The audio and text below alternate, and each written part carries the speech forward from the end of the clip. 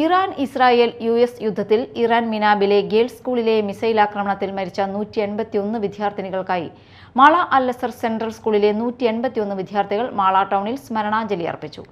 Together for piece ബാനറിന് കീഴിൽ 181 വിദ്യാർത്ഥികൾ അണിനിരന്നു. യുദ്ധത്തിനും കൂട്ടക്കൊലകൾക്കുമെതിരെ നൂറ നജാത്ത് സംസാരിച്ചു.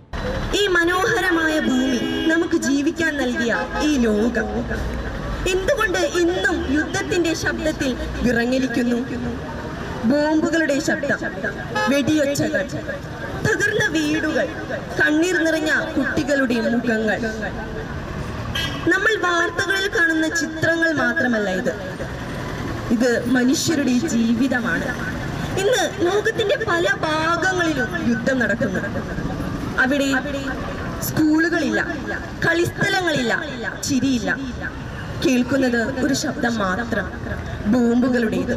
Principal Rajani Mol, vice principal Majeed TK, academic consultant Fareeja എന്നിവർ നേതൃത്വം നൽകി.